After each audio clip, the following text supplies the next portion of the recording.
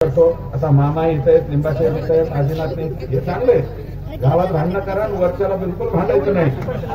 एकदम मस्त आयटम वाटला आपल्याला। आणि अशोक मामा, माझी एक विनंती राहील, जागा चांगली आहे, इथून रोड जातोय, मोनिका ताईंचा मतदारसंघ आहे। आता ताईसाहेब आमचा मतदारसंघ असा गमतीशीर झालेला आहे, नवीन एखाद्याला जर उमेदवारी दिली ना, ती मोनिका ताईंच्या मतदारसंघातच बातमी करीत। असे काही गाव आहे, मुंबईवाडा इकडं, आमचं नागपूर पारगाव इकडं, त्याला ते बघितलं सापडायचंच नाही। माझ्या रणजितदादा देशमुख म्हणून एक चक्रावर उमेदवार उभे राहिले होते बरं का, ते आमच्या गावात आले, आम्ही तेव्हा जात होतो माझे ते म्हणले आमच्या गावात भाषण विषण करत टाळ्या वाजल्या, आणि म्हणले पुढचं गाव, आणि म्हणलं जा पुढं।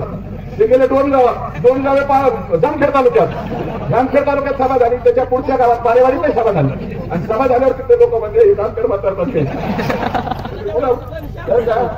तसं इकडे आमच्याकडे सुद्धा एक गंमत आहे।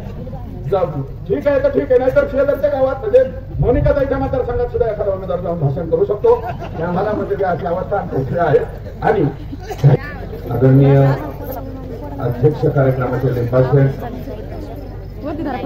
पाथर्डी शेवगाव मतदारसंघाच्या सन्माननीय आमदार मोनिकाताई राजळे, हरिभक्तीपरायण राधाताई महाराज, हरिभक्तीपरायण रामकिवत भूषण आव्हाड महाराज, संतोषजी, वसंतरावजी, तसेच या ठिकाणी उपस्थित सर्जेराव तात्या, विजूभाऊ, रामरावजी, रामदासजी, तसेच माजी सभापती, आत्ताचे तालुक्याचे अध्यक्ष सुरेशरावजी आणि सर्व उपस्थित, मला क्षमा करा, कल्याणराव पण इथे बसलेले आहेत, अजयजी या ठिकाणी उपस्थित आहेत, ज्यांचे कुणाचे नाव राहिले असते त्यांनी मला कार्यक्रम संपल्यावर 2-4 द्या, परंतु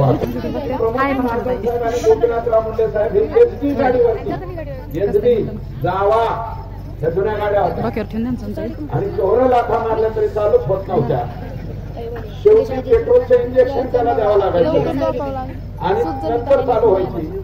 अशा गाड्या ज्या होत्या त्या गाडीवरती आष्टीतून निघायचं, कड्याला जायचं, कड्यावरून मनोहर शुक्ला म्हणून सुलेमान देवळाचे होते त्यांच्याकडे जायचं, आणि फिरून मुंडेला येऊन जेवण करायचं, अशा प्रकारचा कार्यक्रम त्यांचा होता।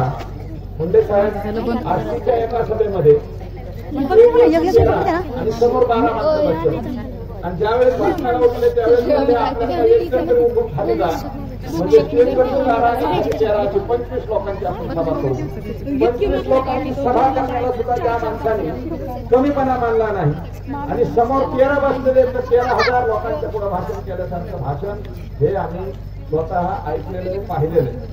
आणि त्याच्यानंतर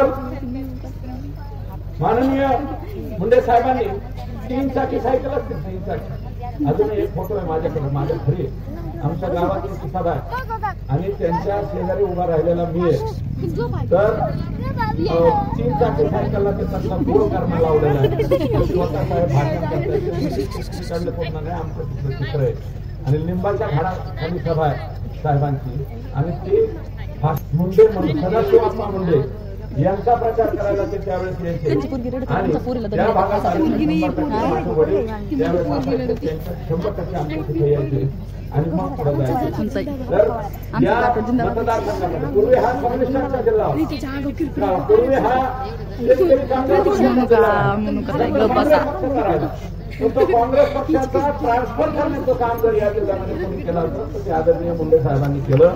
म्हणून मुंडे साहेब या ठिकाणी मोठे आणि मोठे छोटे मिसा कायदा 1975 ज्यावेळेस आणीबाणी जाहीर केली, त्याच्यानंतर मिसा कायद्याअंतर्गत दोन्ही व्यक्तींना म्हणजे मुंडे साहेब आणि प्रमोद महाजन साहेब दोघांना सुद्धा अटक झालेली होती।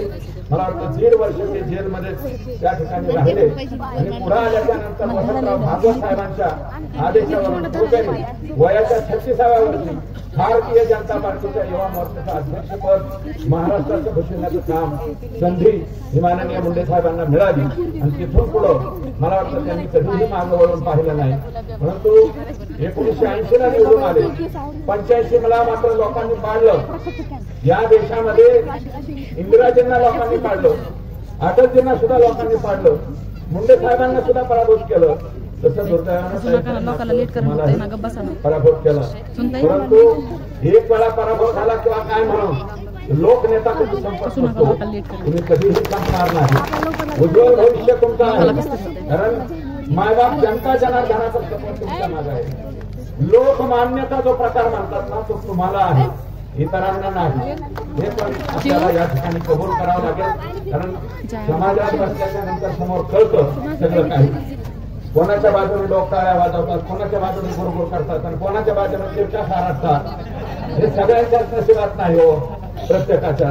हे फार कमी लोकांचे भाग्य नशिबात येतात, यापैकी आपण एक धन्य आहात जे तुमच्या नशिबी या ठिकाणी आलेला आहे. तेव्हा या राज्यामध्ये आमदार, त्याच्यानंतर विरोधी पक्षनेता, माननीय राज्याचे उपमुख्यमंत्रीपद आणि त्याच्यानंतर देशाच्या लोकसभेचं उपनेतेपद, भारतीय जनता पार्टीचं उपनेतेपद सुद्धा माननीय मुंडे आणि देशाच्या परंतु दुर्दैवानं नेमका काय की आयुष्यामध्ये संघर्ष केला, परंतु सुखाचे दिवस यायच्या वेळेस मात्र देवाने त्यांना आपल्यामध्ये ठेवलं नाही. अचानकपणे 3 तारखेला ही दुर्दैवी घटना घडली. त्याच्यामुळे आपण सर्वजण त्या ठिकाणी हवा आणि निशब्द समाज जो आहे तो या ठिकाणी झाला. आणि शरद पवार या 6 अक्षराच्या विरोधात या राज्यामध्ये उघडपणे पहिल्यांदा जर कोणी बंड केला असेल, पहिल्यांदा डायरेक्ट टीका केली असेल तर फक्त आणि फक्त गोपीनाथराव मुंडे याच नावाने केली.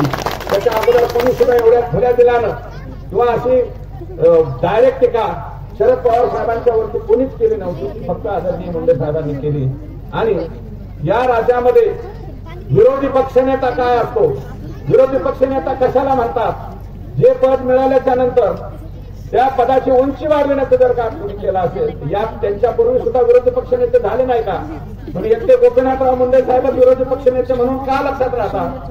कारण पद कोणतंही असो त्याला किती उंचीपर्यंत न्यायचं हे काम त्या माणसाच्या हातात असतं. विरोधी पक्षनेते पदाला जर उंची कोणी दिली असेल या राज्यामध्ये तर ते आदरणीय गोपीनाथ मुंडे साहेबांनी केली. आणि राज्याचा मुख्यमंत्र्यांचं नाव कमी घेतलं जायचं, परंतु विरोधी पक्षनेत्याचं काम मोठ्या प्रमाणावरती त्यांचं नाव त्या कालावधीत घेतलं. आणि ते जर बोलले तर ते समाजाला सर्वदूर खरं वाटत होतं. अशा प्रकारचं काम त्यांनी त्या ठिकाणी केले. आणि गृहमंत्री म्हणून अनेक गृहमंत्री झाले, परंतु या राज्याचे एकमेव गृहमंत्री, कारण आम्ही लहानपणीपासून पाहायचो कोणत्याही चित्रपटामध्ये मुंबईचं गँगवॉरच दाखवायचं. इकडून गोळ्या मारलेल्या दाखवायचे, तिकडचे 5-50 खलास, तिकडून मारले की इकडे 5-50 खलास. कोणत्याही देसाईचा चित्रपट असू नाही, मनमोहन देसाईचा असो, रमेश शिपेचा असो, नाही कोणाचा असो, त्याच्यामध्ये गँगवॉर दाखवल्याशिवाय मुंबईचं चित्रच नव्हतं. त्या मुंबईचं गँगवॉर जर कोणी संपवलं असेल त्याचं आदरणीय गोपीनाथ मुंडे साहेबांनी संपवलं. आणि मटक्याचा खटका मी लावणार, खरोखरच खटका त्यांच्या कालावधीमध्ये लावलाच होता. मटका बंद म्हणजे बंदच केला होता. आयुष्याची राख रांगोळी होती लेकरा बाळांची. आता तर ऑनलाईन आहे त्याच्यामुळे आपल्याला त्याच्याबद्दल काही बोलायचंच नाही, परंतु त्या कालावधीत मटक्याचा खटका जर कोणी लावला असेल तर तो आदरणीय मुंडे साहेबांनी लावला. म्हणून मुंडे साहेब मोठे आहेत. आणि त्याच्यामुळं आणि या सगळ्या पदापेक्षा ऊसतोड कामगारांचा मी नेता आहे. या राज्याचा उपमुख्यमंत्री असताना सुद्धा मी ऊसतोड कामगारांचा नेता आहे ठामपणे. आणि मी सरकारची बाजू घेणार नाही, ऊसतोड कामगारांची बाजू घेईल असं म्हणणारा आणि त्यांच्या आयुष्यामध्ये अनेक बदल घडवून आणणारा जर कोण नेता असेल तर तो गोपीनाथराव मुंडे साहेब आहे. नाही तर आमचे मुकादमे जाऊन जाऊन पुण्याच्या साखर संकुलापर्यंत जायचे, त्याच्या पुढे कधीच काही जात नव्हते. पण त्या साखर संकुलात गेल्याच्या नंतर ऊसतोड्यांचं ऐकून त्यांच्याबद्दल न्याय मिळवून द्यायचं जर काम कोणी केलं असेल तर ते मुंडे साहेबांनी केलं. आणि राज्याचा उपमुख्यमंत्री असताना मी सरकारच्या बाजूने नाही, मी ऊसतोड्यांच्या बाजूने बोलेल हे ठामपणे त्यांनी त्या ठिकाणी सांगितलं. आणि राजकारणामध्ये आम्ही त्यांच्या बरोबर राहिलो 97 पासून 2004 पर्यंत 4-5 निवडणुका सुद्धा एकत्र लढवल्या, परंतु भविष्यात विरोधातही राहिलो. पण बरोबर असताना स्टेजवरती साहेब म्हणायचे आमक्याचं कंबरडं मोडो, स्टेजवर आमका लय विरोधात आहे, आमका करतोय त्याचं कंबरडं मोडो, हे स्टेजवरचं भाषण आमचं साहेब. आणि स्टेजवर खाली उतरले ना, आम्ही गाडीत बसलो, काय म्हणे साहेब 100% याचं कंबरडं मोडो बरं का. ते लगेच मांडे दाबायचे, गपचूप बस पुढच्या बारी घेऊन आपल्या आपण त्याला याचं कंबरडं मोडायचं. म्हणून स्टेजवर फक्त कंबरडं मोडो. राजकारणामध्ये दुश्मनी कधी मनामध्ये त्या माणसाने ठेवली नाही.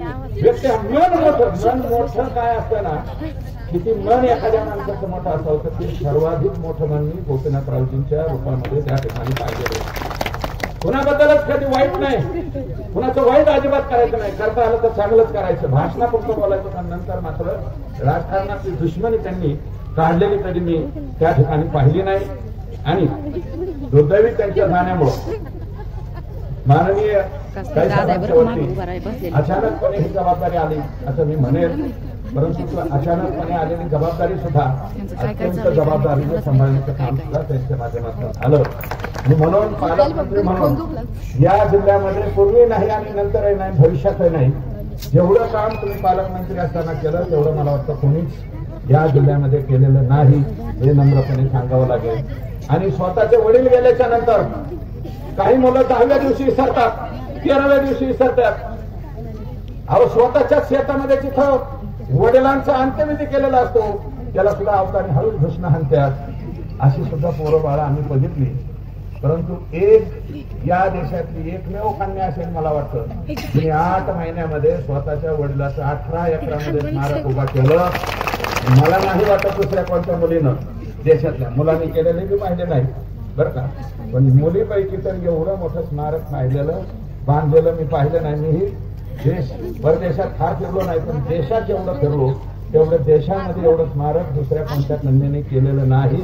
ते करण्याचं काम ताईसाहेब तुम्ही या ठिकाणी केलेलं आहे. म्हणून तुम्ही सुद्धा या ठिकाणी मोठे आहात. आणि यंदाचा ऊस तोड कामगारांचा 34% वाढीचा सर्वाधिक वाढीचा निर्णय सुद्धा आपण केला. त्याच्याबद्दल तुमचं मनापासून या ठिकाणी अभिनंदन. तुमच्या निर्णयाच्या पाठीमागे आम्हीही पाठीमागून सहभागी त्या ठिकाणी आहोत. मुंडे साहेब असताना सुद्धा ताईसाहेब विरोधात असताना कधी टीव्हीवरती पुढे येऊन आम्ही स्टेटमेंट केलं नाही. साहेब पुढे करायचं पाठीमागे आम्ही उभं राहायचो.